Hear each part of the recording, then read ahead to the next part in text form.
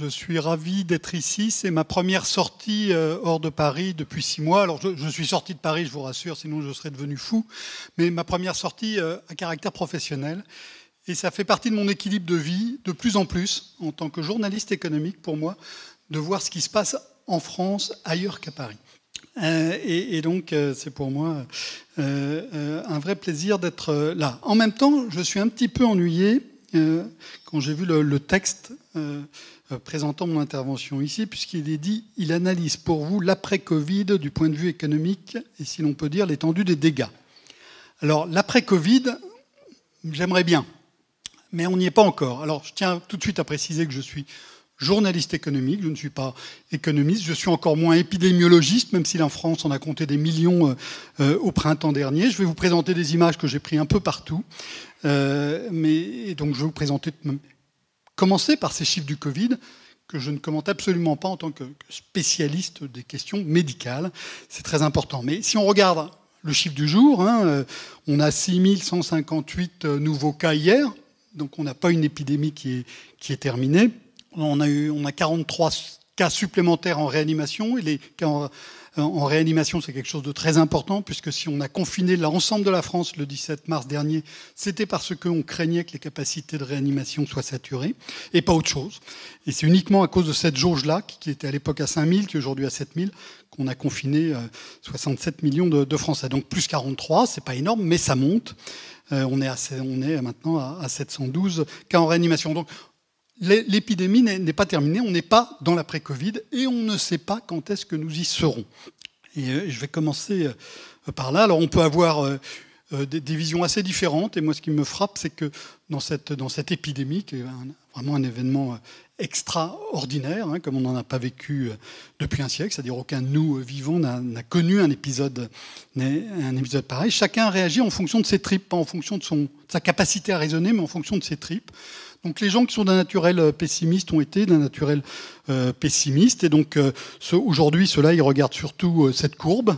C'est le nombre de cas confirmés. Donc il faut regarder là, ça c'est le nombre total depuis le début, les petits ronds, donc il ne faut pas regarder ça, mais il faut regarder les petits bâtonnets. Les petits bâtonnets, ils montent très fort en mars, ça redescend. Et puis là, on est au-delà de ce que c'était au mois de mars. Vous vous rendez compte, c'est la catastrophe. On risque de tous mourir et donc il faut absolument tout fermer. Donc on entend ça c'est les pessimistes.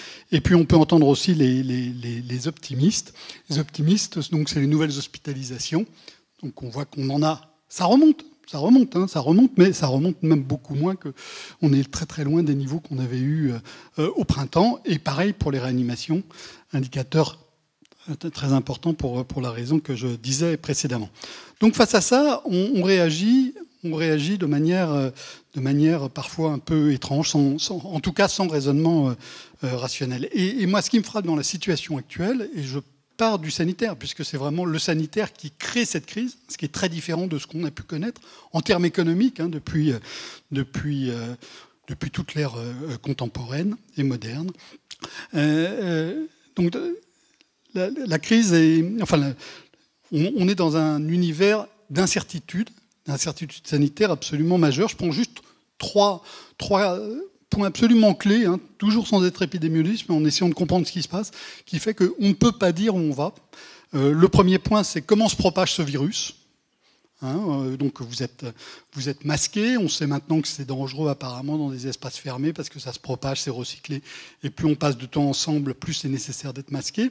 Mais on nous racontait quelque chose d'assez différent hier. On a commencé en France par imposer le port du masque à l'extérieur, alors qu'on sait maintenant que c'est beaucoup moins utile qu'à l'intérieur.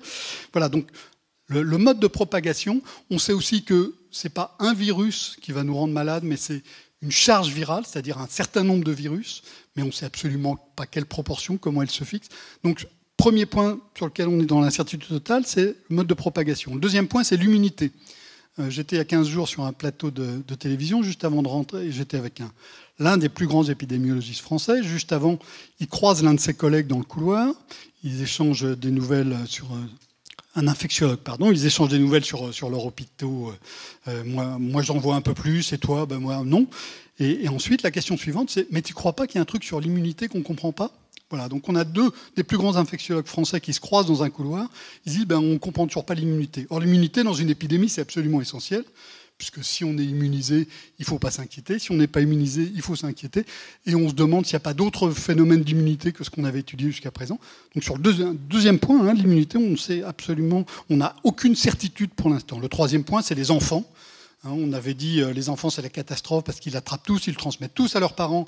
Et donc, il faut absolument qu'ils arrêtent totalement de circuler. Et puis ensuite, on a dit exactement l'inverse, en s'appuyant notamment sur des calculs sur l'Islande, où on a fait qui est le pays qui a le plus testé massivement sa population le plus tôt. Et donc, on voyait qu'il y avait très peu d'enfants qui avaient eu le virus. Et maintenant, on est un peu entre les deux. Donc, sur 3 points absolument clés et fondamentaux pour l'organisation de notre vie économique et sociale, aujourd'hui, plus de 6 mois après le temps fort de l'épidémie, pratiquement, 10 mois après le premier cas identifié, on ne sait toujours pas où on en est. On a identifié les 29 751 paires de bases de ce virus, mais comment il fonctionne, on ne sait pas.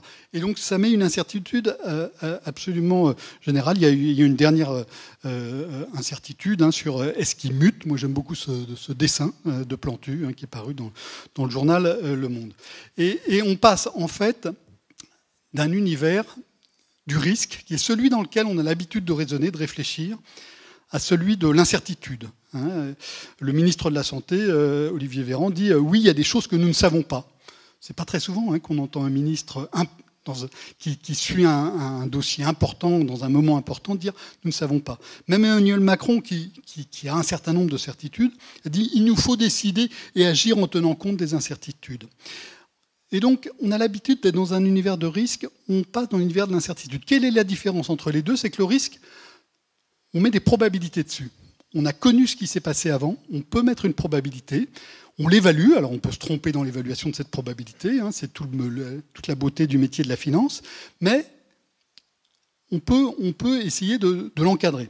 L'incertitude, on ne peut pas. La différence entre l'incertitude et le risque, c'est que l'incertitude n'est pas probabilisable alors que le risque l'est. Et donc c'est un univers qui est beaucoup plus compliqué à comprendre, et ce passage du risque à l'incertitude a été théorisé en 1921 par Frank Knight, qui était un économiste américain. 1921, c'est comme par hasard 3 ans après l'épidémie de grippe espagnole. Et donc on se retrouve aujourd'hui dans un univers d'incertitude profond et un univers d'incertitude avec beaucoup de questions sur lesquelles nous n'avons pas de réponse. Alors, encore une fois, sur le plan sanitaire, on a eu tout le débat sur les masques. On a eu exactement la même chose il y a un siècle, quand il y a eu l'épidémie de grippe espagnole. L'équivalent du conseil scientifique de médecins qui conseillait le gouvernement a dit à 2 reprises il faut des masques, et le gouvernement a dit non, il n'en faut pas. Et puis finalement, les gens se sont masqués. Et le débat a été là aussi mondial. Ça, c'est une photo aux États-Unis, donc en 1918. La dame à droite porte un écriteau autour du cou sur lequel il y a marqué « Porter un masque ou vous allez en prison ». Donc on retombe dans des débats très anciens, mais avec une absence de réponse comparable. Il y a aussi des gens qui ont soutenu contre la grippe espagnole que la chloroquine était quelque chose de merveilleusement efficace. Et de même qu'aujourd'hui, il y a un anesthésiste en France qui propose du Schweppes qui contient du quinina à ces malades. Il y avait des gens qui recommandaient le quinina très fortement. Donc on a des ressemblances étranges, mais qui traduisent pour moi cet univers d'incertitude très très profonde. Cette incertitude sanitaire, elle devient forcément économique. Nous n'avons pas le choix. Et nous avons donc depuis 6 mois en France, mais dans les autres pays aussi, une bataille entre il faut s'occuper du sanitaire, il ne faut pas oublier l'économique, il faut revenir au sanitaire. On en a eu un très bel exemple au début du mois avec le plan de relance qui devait être annoncé.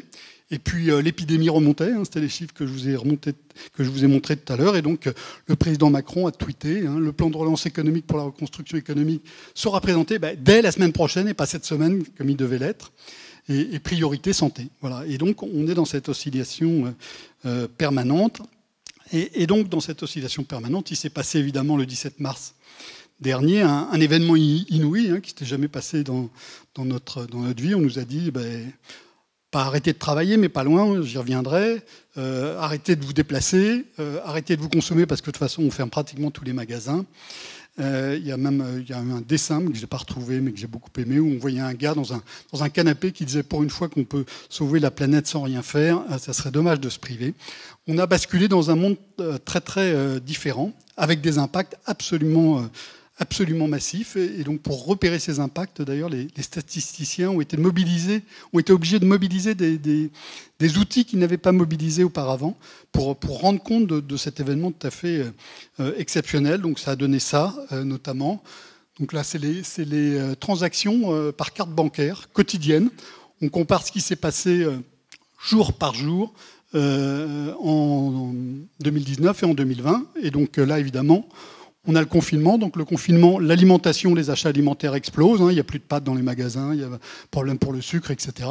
Et puis tout le reste s'effondre, et notamment habillement, chaussures qui disparaît pratiquement totalement pendant les 15 premiers jours de confinement, les carburants aussi. Donc une rupture extraordinairement brutale, sans précédent. Il n'y a jamais eu dans l'histoire économique une rupture aussi brutale que celle qui s'est passée au printemps dernier. Rupture aussi évidemment dans les formes d'organisation du travail. Du jour au lendemain, pratiquement, le quart de la France est passé en télétravail, y compris dans un certain nombre d'endroits où on expliquait le 13 mars que c'était totalement impossible de télétravailler. Le 16 mars, on a dit aux salariés, le 17 mars, vous devrez télétravailler. Le quart de la France en télétravail, c'est quelque chose d'absolument inouï, avec des problèmes là aussi d'organisation à la maison. J'aime beaucoup, moi, ce dessin du dessinateur Gorce, qui est exactement la situation dans laquelle j'ai vécu, ayant 2 enfants de 9 ans et une femme qui est au moins aussi active que moi. Donc, changement vraiment d'organisation de vie extrêmement compliqué. Changement aussi sur les grandes évolutions. Et donc, le gouvernement a créé à ce moment-là 2 dispositifs très utiles. Le premier qui est le prêt garanti aux entreprises, on y reviendra éventuellement, et puis le second qui est le dispositif de chômage partiel, mais là aussi qui a semé de l'incertitude, parce que le chômage partiel, les entreprises devaient déposer une demande. Et ces chiffres-là ont été pris comme des chiffres du chômage partiel. Mais ce n'étaient pas des chiffres du nombre de chômeurs, de salariés placés en chômage partiel, c'était le nombre de demandes qui avaient été déposées par les entreprises pour pouvoir éventuellement, si c'était nécessaire, passer des salariés en chômage partiel. Et donc on a eu des écarts absolument colossaux qui ont rendu aussi la lecture de ce qui se passait compliqué. Là, en bleu, vous avez le nombre en violet, vous avez l'enveloppe, donc ce qui a été demandé par les entreprises. Et en avril, on était à 11 millions. En mai, juin, même plus de 12 millions de demandes. Et donc, dans les journaux, on a lu il y a 12 millions de Français en chômage partiel. Vous vous rendez compte, ce n'était pas 12 millions, c'était sensiblement moins. Alors, vous allez me dire, entre 8 et 12, il n'y a pas beaucoup de différence. Il y a même 3,5 millions de personnes. Quand vous voyez les chiffres du chômage qu'on avait avant le mois de mars, ça compte tout de même, ces différences. Et ça a rendu difficile aussi la lecture de ce qui se passait. Donc vraiment changement mode de consommation, changement des façons de travailler, des modes de travail, de l'organisation du travail dans l'entreprise, changement aussi de la mobilité, ça aussi c'est des indicateurs qu'on ne voyait pas auparavant, donc ça c'est un indicateur qui est calculé par la banque Natixis à partir des demandes qui sont faites sur les moteurs de recherche. Et donc on part en février, donc avant le confinement, et on va jusqu'au mois d'août. Et on voit que donc épicerie et pharmacie, ça a baissé, puis ça a remonté. Ça a été le premier truc, le premier motif de déplacement qui a remonté. Et puis le transport en commun, on voit que c'est loin d'être revenu au niveau antérieur. Et le lieu de travail aussi, mais là, au mois d'août, il y a d'autres raisons que le confinement ou la crainte d'un virus qui fait que les gens ne vont pas travailler. Et ces chiffres sont des chiffres récents, donc on ne sait pas les corriger des variations saisonnières. Et donc, c'est aussi pas facile de comprendre ce qui se passe. Alors, ces ruptures brutales, elles ont évidemment un impact majeur sur l'activité. On s'est d'abord inquiété quand on a vu ce qui s'est passé en Chine, puisque le virus est parti de Chine, de ce qui allait se passer sur les chaînes de production. Wuhan, d'où est parti le virus, c'est un lieu très industrialisé. Il y a beaucoup d'entreprises automobiles et de fournisseurs automobiles qui fournissent l'industrie dans la région de Wuhan, mais aussi bien au-delà dans le monde entier. Donc la première inquiétude, ça a été ça. Mais on a vu ensuite, à partir du moment où les pays occidentaux se sont confinés, qu'il y avait bien d'autres impacts absolument essentiels. Donc on sait maintenant qu'il y a eu un plongeon extrêmement brutal de l'activité. On est dans le rebond et la question, c'est ce qui va se passer après. Donc ça, c'est les estimations de la Banque de France sur le PIB, donc la production du pays. Il parle d'une reprise en aile d'oiseau. Donc on a beaucoup, évidemment, chuté extrêmement fortement au premier trimestre et au deuxième trimestre. On était 30% en dessous du niveau d'avant-crise. On remonte très fortement, là c'est ce qu'on voit actuellement. Et puis la vraie question ensuite, c'est aujourd'hui on serait à moins 5%. La production actuelle serait 5% inférieure de ce qu'elle était avant l'épidémie.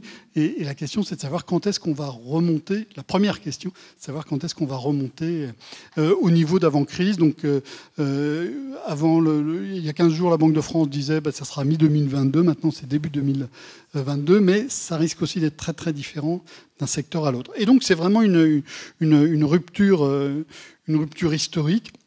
Et donc là, on voit la croissance du PIB sur un siècle. On part en 1920. Donc on voit là la chute qui est actuellement évaluée en 9% pour l'année 2020, avec un rebond très fort, presque mécanique, en 2021. Et quand on regarde historiquement, même la crise des années 30, on n'a pas eu une baisse aussi forte que ce qu'on a cette année. Pour retrouver des baisses aussi fortes, il faut retrouver les guerres, où évidemment la disruption est absolument majeure, avec un appareil industriel de surcroît largement détruit par les bombardements. Donc on a et les dégâts de guerre. Donc on a vraiment une situation tout à fait exceptionnelle et sans précédent en temps de paix. Alors qu'est-ce qui se passe à partir de ça? Donc il y a eu, j'ai évoqué déjà les deux mesures qui ont été prises à chaud par le gouvernement, qui sont donc les prêts garantis par l'État aux entreprises et puis le chômage partiel pour préserver les revenus des actifs et ne pas plomber trop les comptes des entreprises avec ça. On a eu aussi donc récemment un plan de relance, mais le plan de relance, alors, on en parlera éventuellement avec vos questions si cela vous intéresse, mais ce plan de relance, il pose toute une série de difficultés. Alors 100 milliards, mais 100 milliards, c'est peut-être pas 100 milliards net. C'est une société d'études économiques britannique qui s'appelle Oxford Economics qui a fait ce calcul et qui estime qu'en dépit des titres à 100 milliards de dollars, pour le plan de relance, l'impact net, si on regarde tout ce qui avait déjà été annoncé auparavant, serait peut-être que de 50 milliards. Et puis sur ces 50 milliards, ça va pas être, c'est très difficile de faire maintenant. Maintenant, ce qui a surtout joué comme facteur de soutien de l'activité, c'est ce qu'on appelle les stabilisateurs automatiques. Les entreprises ont payé moins il y a moins d'impôts, moins de cotisations sociales et symétriquement, il y a plus d'indemnités chômage. Et donc ça, c'est quelque chose de mécanique. C'est inscrit dans notre mécanique fiscale et sociale. Donc l'impact net qu'on a ici, pas par la couleur rouge, mais par le bleu et le jaune, c'est bien inférieur. Et puis surtout, ça va venir très tard. C'est pas facile de dépenser vite de l'argent. J'ai expliqué ça l'autre jour à la radio à un confrère qui était un peu étonné, mais c'est très difficile de dépenser vite de l'argent pour l'État. Puisque, par exemple, s'il veut rénover ses bâtiments, ce qu'il a annoncé qu'il ferait, et qui est sans doute une bonne mesure, il ne peut pas le faire du jour au lendemain. Il faut d'abord qu'il fasse un cahier des charges, et puis ensuite un appel d'offres, et puis ensuite qu'il gère les appels d'offres, et puis ensuite qu'il mette les fonctionnaires qui sont dans le bureau qui a rénové dans un autre bureau. Voilà, donc tout ça prend des mois, des trimestres, et même des années. Et donc, plan de relance, oui, mais ça ne règle qu'une petite partie du problème et c'est plus un plan, à mes yeux, de modernisation que de relance. Alors, cette situation très très inhabituelle, hein, d'incertitude très profonde. Ça amène chacun de nous, dans nos décisions économiques, à faire des choix qui sont un peu plus compliqués qu'avant. Et donc les entreprises, un choix essentiel qu'elles doivent faire, c'est investir ou non.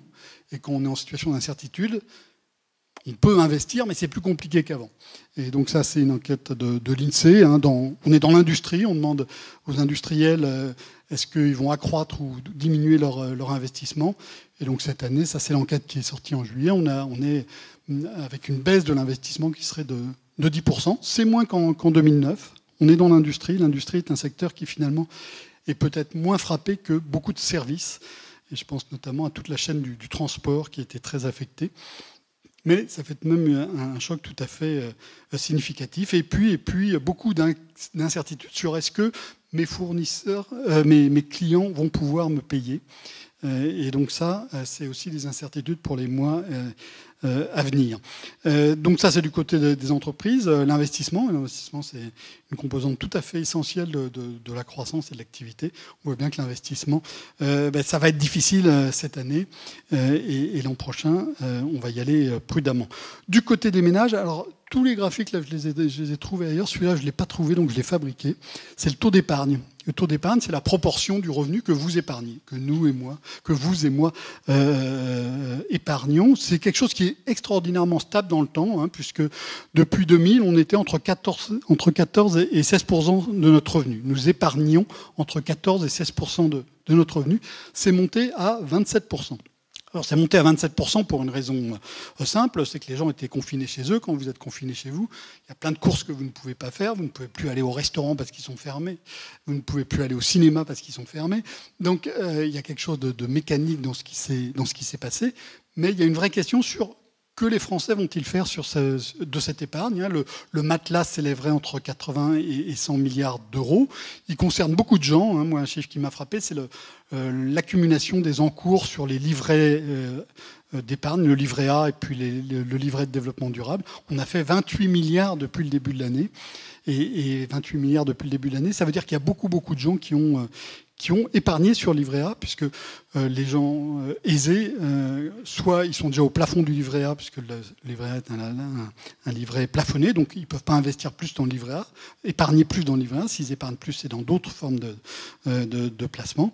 Ou bien ils n'ont pas de livret A parce que ça ne les intéresse pas, qu'ils placent leur argent ailleurs. Donc ce chiffre de 28 milliards montre vraiment un développement très large de l'épargne. Et que les Français vont-ils faire dans les mois et l'année à venir de cette épargne? C'est pour l'instant une grande incertitude. Ils ont clairement deux craintes. La première, c'est l'épidémie, qu'est-ce qui va se passer? Et puis la deuxième, c'est l'emploi. Tous les indicateurs où on demande aux Français est-ce que vous craignez le chômage pour vous ou dans le pays, tous ces indicateurs-là sont en très forte hausse et non sans raison. Et donc quand vous craignez une remontée du chômage, et en particulier d'être frappé par le chômage, eh bien, vous mettez plus d'argent de côté. Et donc si les entreprises dépensent moins, si les consommateurs consomment moins, on va avoir un niveau d'activité qui va avoir du mal à revenir au niveau antérieur, et donc un univers qui est vraiment très différent. Alors on pourrait dire on va se rattraper sur les marchés étrangers, c'est-à-dire l'exportation. L'exportation, on voit bien qu'on a une crispation générale sur l'exportation dans le monde entier. Depuis 10 ans déjà, le commerce mondial augmentait à peine aussi vite que la production, ce qui était un changement majeur par rapport à ce qui se passait auparavant. Mais on voit bien là qu'il y a des très fortes résistances, avec quelque chose qu'on a vu apparaître d'ailleurs dans cette crise, qu'on n'avait pas vu apparaître dans les crises précédentes, qui est des blocages d'exportation. On connaît les mesures sur les importations, on va taxer les importations, mais là, il y a 80 pays, je crois, qui ont décrété des restrictions à l'exportation sur les produits médicaux, sur les masques, sur certaines molécules. Et donc, c'est vraiment, on va aussi vers un univers commercial, d'échanges mondiaux qui va être plus compliqué. Donc, un investissement qui se tasse, une consommation qui a du mal à revenir au niveau antérieur, une exportation qui est freinée, c'est très compliqué. Et donc, vous avez vu sur un programme qui était question de confiance. J'en ai pas encore parlé. Je vais en parler maintenant. Et donc, quand on a toutes ces incertitudes, la confiance est quelque chose d'absolument essentiel.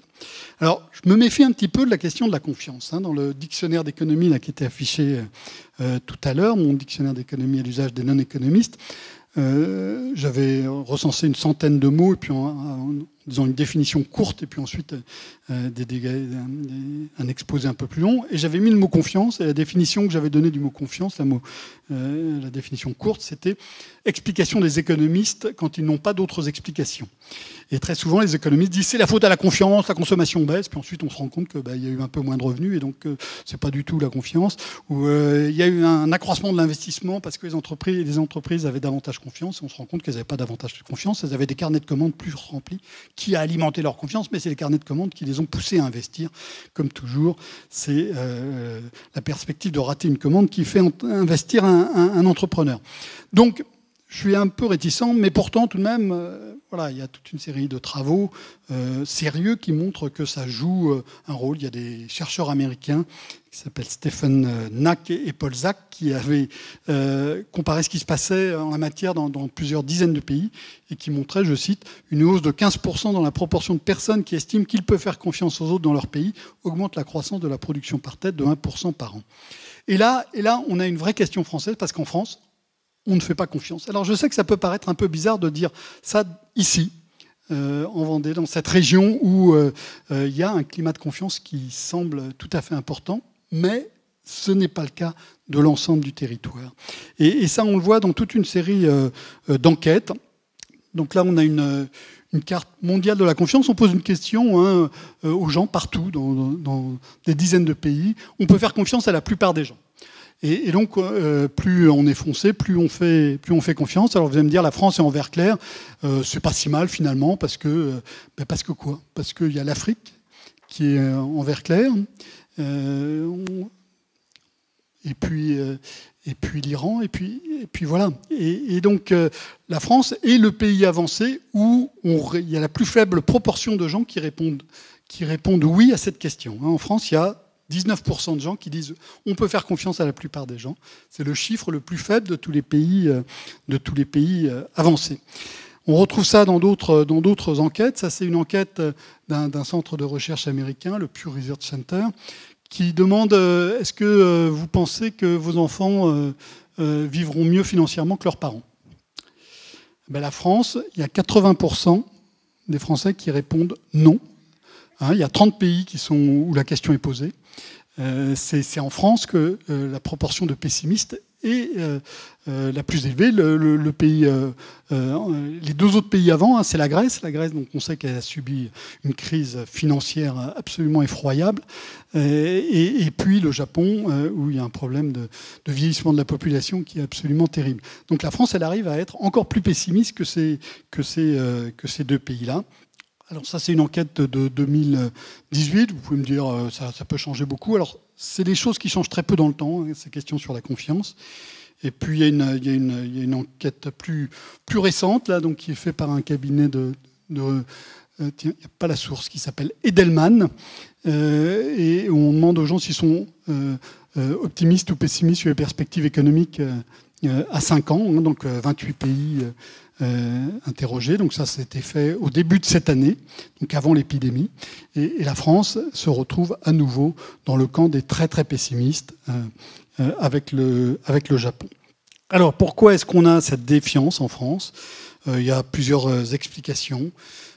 C'est peut-être, ou sans doute, mais c'est des hypothèses, on peut en discuter ensuite si vous le voulez, mais un rôle très important et très central de l'État qui dicte les choses et qui fixe de plus en plus les règles, alors pas depuis 2 ou 3 ans, mais quand on prend une perspective longue, on a eu un moment très important. Il y a des économistes qui ont étudié ce moment-là, qui sait ce qui s'est passé après la Seconde Guerre mondiale, quand on est passé à une protection sociale organisée sous la houlette de l'État, et où apparemment ça a cassé un lien de confiance qui était plus fort auparavant, parce que c'était l'État qui prenait tout en charge sans possibilité d'intervention. Alors, cette confiance, c'est ennuyeux.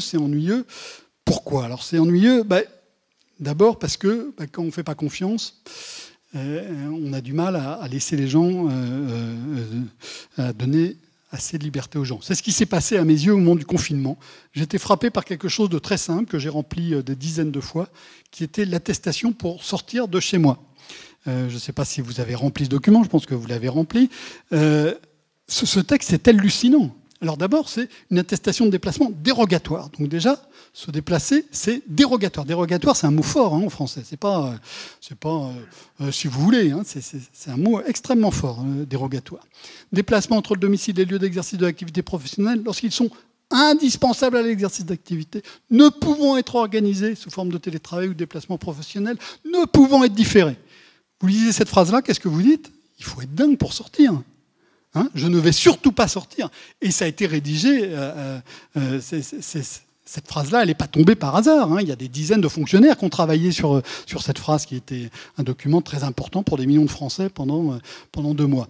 Et donc, rien que dans cette phrase, dans ce formulaire, je trouve qu'on a toute la défiance des pouvoirs publics à l'égard des Français. Et donc ça a entraîné quelque chose de particulier à la France, qu'on a eu en France plus qu'ailleurs, qui est la rigueur du confinement. Il y a une unité de l'université d'Oxford au Royaume-Uni qui a regardé, qui a évalué la sévérité du confinement dans différents pays. Et en France, là, on est en bleu foncé. Hein. Alors, il y a l'Italie qui a réussi à faire un peu mieux que nous à un certain moment, mais le confinement le plus long et le plus rigoureux, ça a été la France. Et ça a été la France parce que la question de la confiance a du mal à exister. Et donc, quand on ne fait pas confiance, c'est un moment, c'est plus facile de dire aux gens, vous ne sortez pas du tout, mais pas du tout, mais pas du tout. Et donc, ça a évidemment des conséquences économiques, hein, puisque plus le confinement est rigoureux, plus c'est difficile de travailler, plus l'activité chute, et plus les choses sont difficiles par la suite. Alors, vient ensuite le risque... la théorie du complot. Et si vous promenez un peu sur les réseaux sociaux en France, vous voyez que la théorie du complot est particulièrement développée. Alors ça existe partout ailleurs, mais en France, on a aussi une théorie du complot. On ne peut pas faire confiance, on ne peut pas croire le gouvernement. Donc là, c'est dans l'autre sens. Alors je parle de la confiance du gouvernement à l'égard des Français. C'est la confiance des gouvernements à l'égard de la parole publique de façon générale. Hein, donc on l'a aujourd'hui évidemment sur la 5G, on l'a eu sur le compteur Linky, on l'a sur toute une série d'autres activités. Et j'aime bien ce dessin, il est en anglais, donc je l'ai traduit en français. Hein, on a les données, l'information, la connaissance, la perspective, la volonté. Et puis la théorie du complot, c'est n'importe quoi. Et quand c'est n'importe quoi, c'est difficile d'agir. Alors ça paraît rigolo ce dessin, mais je trouve assez intéressant. Et alors, quand on a une défiance qui est généralisée, avec un complotisme sur les vaccins, vous avez bien vu Bill Gates qui va mettre des puces dans les vaccins qu'on va mettre pour pouvoir pister chacun d'entre nous, par exemple, ça pose des questions pour quelque chose qui va être essentiel pour sortir de la crise sanitaire, et je reviens à la crise sanitaire, qui est la question des vaccins. Parce que si vous ne faites pas confiance, ça va être compliqué pour le vaccin. Et en France, Patrick Pasteur, on ne fait pas confiance au vaccin.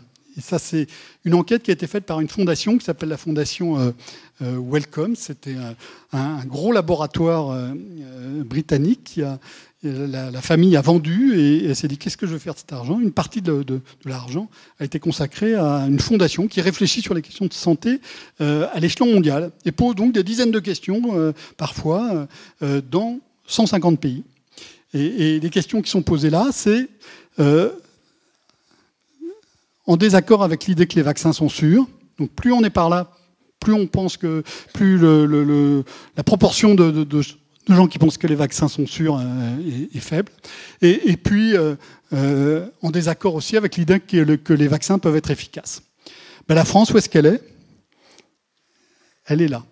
La France, sur 150 pays, est le pays où il y a la plus forte proportion de gens qui sont en désaccord avec l'idée que les vaccins sont sûrs. Qu'est-ce qui va se passer quand le vaccin sur la Covid va arriver? On va hésiter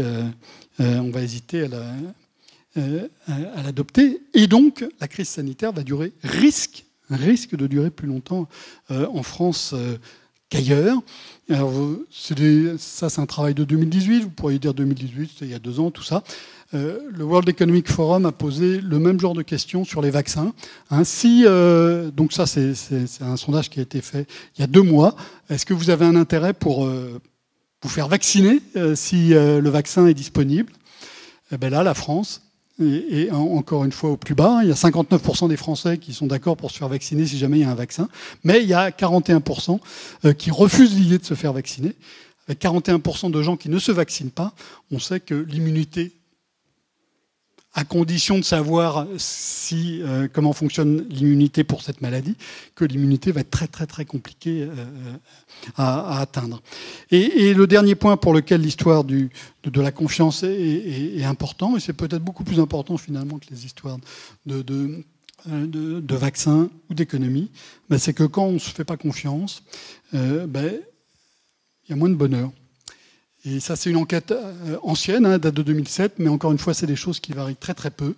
On demande aux gens s'ils font confiance aux autres. Et donc on voit que la France fait partie des pays où on fait le moins confiance, avec l'Amérique latine et l'Afrique, mais parmi les pays avancés, donc c'est l'un de ceux où celui où on fait le moins confiance. Et puis le bonheur, ça, c'est aussi des questions qu'on pose les mêmes questions partout, sur ce qu'on appelle le bonheur subjectif. Au début, on n'y croyait pas vraiment. Maintenant, on a un corpus de connaissances assez sérieux qui permettent de dire que les réponses à ces questions correspondent même à une idée du bonheur que se font les gens. Et tous les pays, plus on fait... Enfin, il y a... Corrélation n'est pas causalité. Mais confiance et bonheur vont ensemble. Donc quand il y a peu de confiance, il y a peu de bonheur. Et donc, il y a bien une particularité française là-dessus qui est enquistée sans doute dans des siècles d'histoire et sur lequel il est très difficile de revenir.